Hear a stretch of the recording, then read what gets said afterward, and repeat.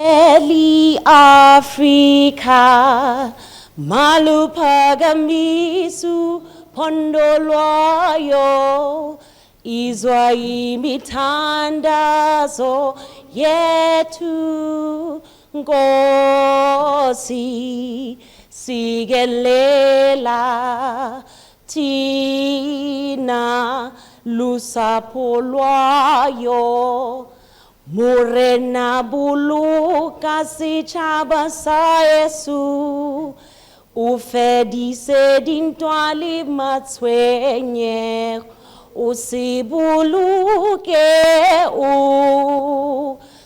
boloke setšhaba sa Yesu setšhaba sa South Africa, South Africa. Die blauw van onze hemel en die diepte van ons je. Oor ons jewige gebergtes van die grond se antwoord gee. Sounds the call to come together and united we shall stand. Let us live and for freedom in South Africa.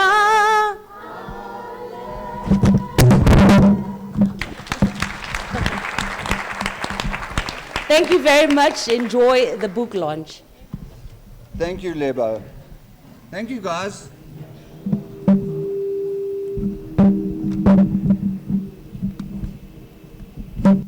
Thank you. Next, I'm going to hand you over to Thabo Sinyala, the author, to address us. But before I do that, there are a few words I wish to say about Thabo. Thabo and I have been good friends since we met at university more than 40 years ago. Thabo enrolled for his quantity surveying degree and was in fact the first African student to do so. Over the course of our lives, we have had many wonderful experiences together and have always been there for each other. I've learned so much from Thabo, from our many fascinating discussions on a whole range of interesting topics. I've watched Thabo's personal and professional lives blossom and go from strength to strength. Thabo runs a very successful professional quantity surveying and project management practice. Thabo is a unique and sincere man. He has always loved a challenge, and his book is a good example of this. He has put in an enormous amount of passion, dedication, hard work, and research into this project over many years. We are now, fortunately, in a position to reap the benefits of his labors with the conclusion of his book. And I encourage you all to read his book, for it has numerous wonderful lessons in there for all of us. Ladies and gentlemen, it is now with great pleasure that I call on Thabo to talk to us.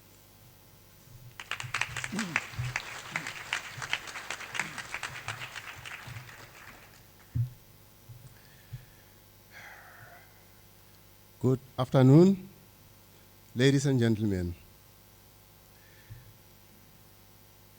I am really honored to accept you today to this place. Vivacious Lebo, thank you for leading us with the South African national anthem, because this is a national event. Thank you all gathered here, and I've been waiting for a long time for your august company. For me, this is excitement overload, because I've been doing it for over a long period of time. It is really a most noteworthy achievement for all of us to be here. Why? Because It says we all survived COVID. The COVID that took the lives of so many and left such deep scars, mental scars, I mean. Indeed, just to be here together is a blessing. Honored guests, let us take 5 seconds of silence for all those lives which were so unexpectedly snatched away by COVID. 5 seconds.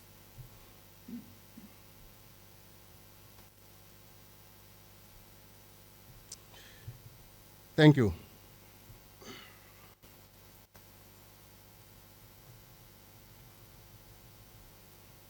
Ladies and gentlemen, please bear with me a little. I need to mention a troubling matter which makes me a little weak on the knees. But let me assure you, it has nothing to do with stage fright. Instead, it has everything to do with this man sitting behind me. On the surface, Mr. Bruce Duncan seems like a jolly good fellow who is cool and calm and collected. But dig a little bit deeper in the sand, and you'll uncover a histrionic, narcissistic, psychopathic individual that ever walked the face of the planet. Now, this unusual combination of tendencies means that he is prone to unpredictable and unprovoked violent outbursts. In fact, right now, there's a crippling voice at the back of my head that is telling me to take off and run as far away from him as I can. But I can't do it because you're here. Anyway, during our student days at Wits University, Bruce Duncan was a perfect delinquent and was accustomed to bunking off classes and going missing for days on end. Really, he gave trouble easily. I, on the other hand, ever the irrepressible Mr. Wonderful, persistently tinkered with his mind, or whatever was left of it, to bring him back on the straight and narrow path. It was more in hope than expectation, for he refused to tidy up his act, causing me mental trauma in the process.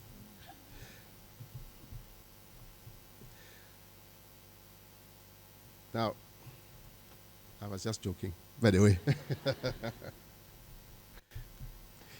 Ladies and gentlemen, they say a picture tells 1,000 words. Now, how many words does a video clip tell? I want to mention from the outset that my presentation speech is spiced with pictures and video clips because I don't want you to fall asleep. Please, I must remind you that you are in a movie house. Keith.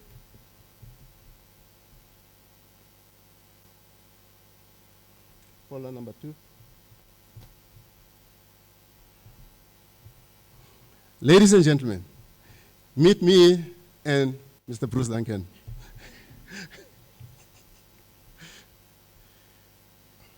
Those were the good old times. We have known each other for more than 40 years. And we are both early January babies, and we'll both be turning 30 next year. And if he dies first, I'll kill him. I told you he's caused a disturbance in my mind. Yeah. Anyway, as a construction project manager, Bruce Duncan has a distinct honor of having worked on many projects in South Africa and a few abroad.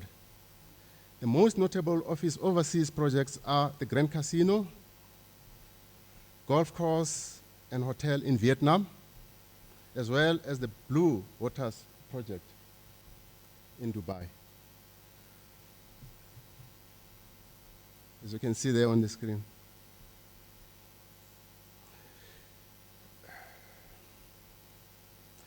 Today is the launch of a book one of Sarah Baartman and Napoleon. It's a fusion of the two. It's a novel. There will be, obviously then, a sequel to be launched later. Unlike many people that have written about Sarah Baartman, I am not an author.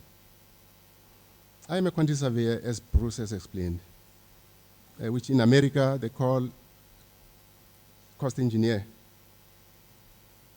Like Bruce, I'm also a construction project manager.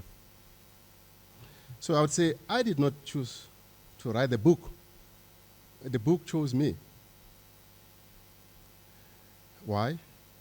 There's a lady called Conchetta, who is a friend of Christiana here. When I met Conchetta, the lady who foresaw that I would write this novel, little did I know that today, 19 years later, I would be in this perfect environment, addressing such a perfect audience. Now, what is the essence of the novel? What is the essence of the novel?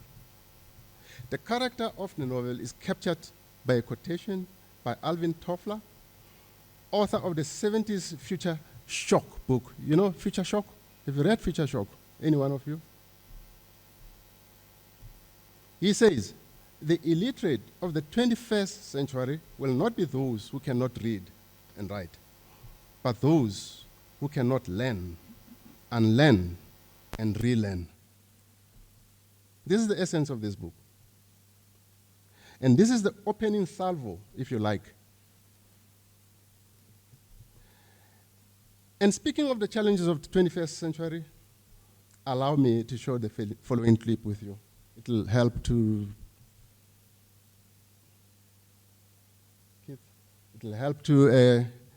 put us in perspective.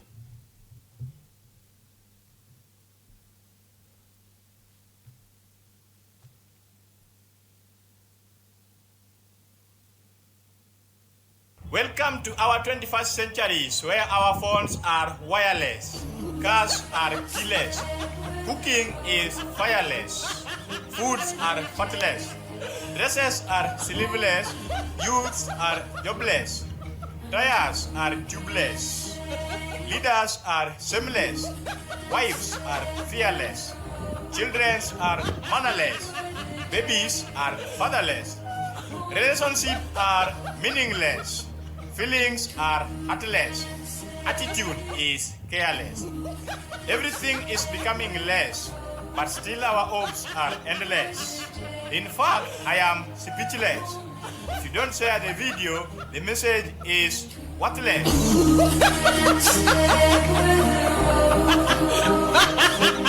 Thank you, ladies and gentlemen. Welcome to the 21st century. Now, coming back to the book, this is not just the story of Sarah Baartman.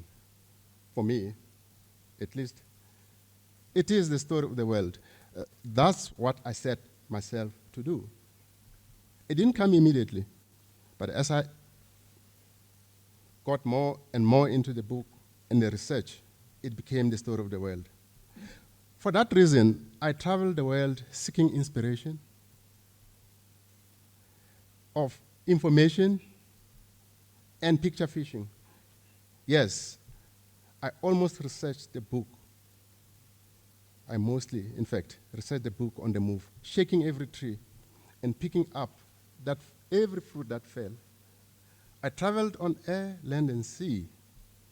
I collected pictures which decorate the book, like flowers.